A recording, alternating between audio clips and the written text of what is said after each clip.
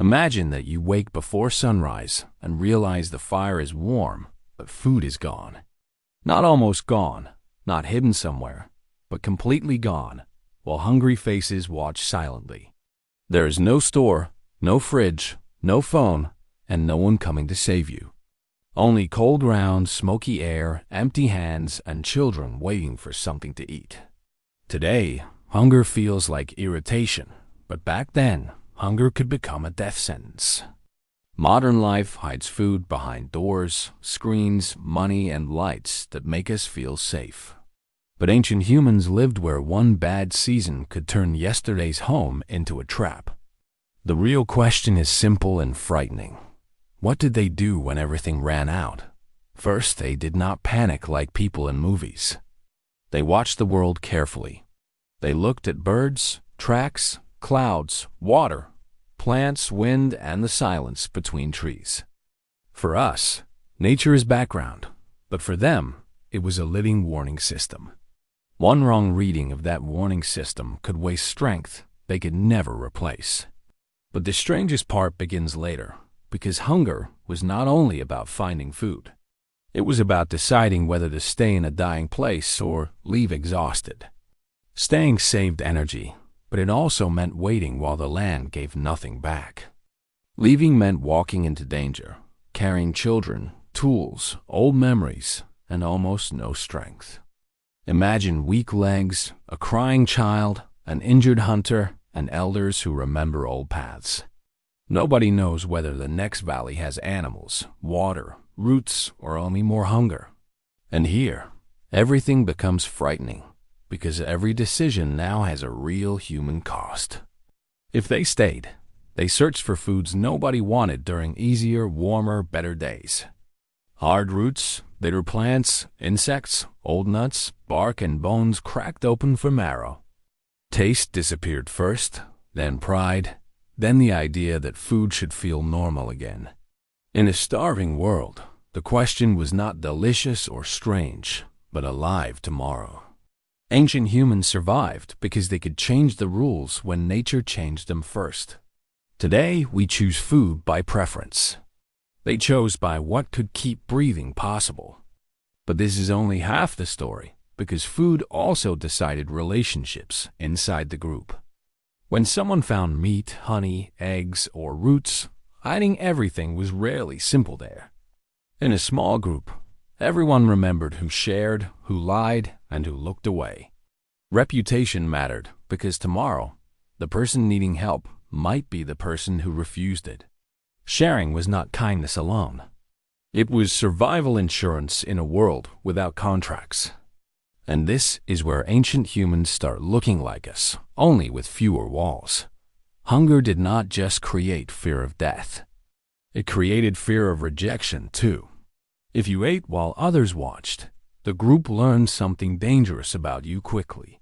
You took, but did not give, and that could matter when night came later. Alone, a human heard less, slept worse, hunted poorly, and protected children badly, too. Being alone in ancient darkness was not freedom. It was almost a death sentence. So hunger made people watch the ground, but also each other's tired, silent faces. Who was strong? Who was weak? Who could walk? And who knew the way? Who should receive the last bite? The child, the mother, the hunter, or elder?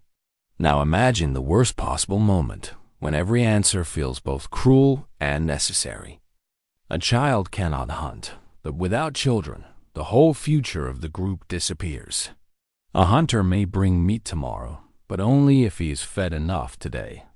An elder may walk slowly, but may remember water from another desperate dry season. So the last piece of food was never just food. It was a judgment. Maybe nobody said it aloud, but everyone watched that last piece for too long. But then comes the part almost nobody talks about. Hunger changes people before killing them. First the body slows, then the temper sharpens, then every small sound becomes important. A branch breaking nearby may be an animal, an enemy, or only the wind. Every footprint becomes hope, and every stranger's glance begins to feel like a threat. Plans shrink from seasons to days, then from days to hours, then to bites. When hunger becomes deep enough, the world becomes smaller than the human stomach itself. And that is the part modern life hides from us behind comfort and choice.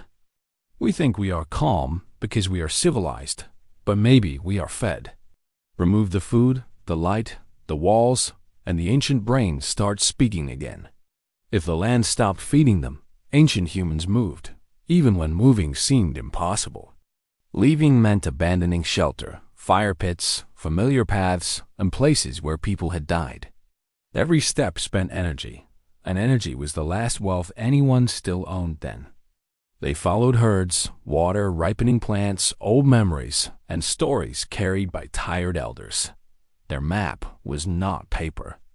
It was attention, memory, and fear, sharpened by need. But the real danger was not where you think it was, not only outside. Predators were dangerous, cold was dangerous, but broken trust could destroy the group faster. When food was enough, people could smile, share, forgive, and sleep near the fire. When food vanished, every stomach became louder than every promise ever made before nightfall. Someone might hide food, someone might lie, someone might blame the weakest person nearby. Someone might say, "Leave now," while another whispers, "It is already too late now." And the deeper we look, the more disturbing it becomes for modern people today. Ancient hunger was not just nature attacking humans. It was humans confronting themselves directly. The body wanted survival, but the group needed trust, memory, sharing, and restraint too.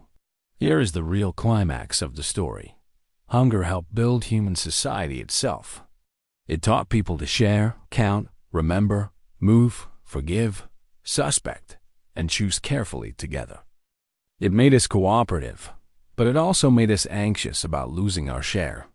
And this changed everything, because survival was never only about finding calories in nature. It was about proving you still belonged when the group had almost nothing left. Today, we live near supermarkets, but the old fear has not fully disappeared yet. An empty fridge, rising prices, or someone taking the last piece can awaken it. We call it stress, greed, insecurity, or habit, but it may be older than language. But the ending is darker than it first seems, because hunger asked one question. When there is not enough, who gets saved and who gets left behind today? That question still lives inside families, cities, markets, politics, and every frightened human body. Ancient humans had no refrigerators, but they knew the fear we still carry inside. What if tomorrow there is nothing, and the people around you stop sharing too? Maybe the most terrifying hunger begins when trust disappears before the food does completely. If you want, the next story will reveal another ancient fear still living inside us. If you want, the next story reveals another ancient fear still living inside us.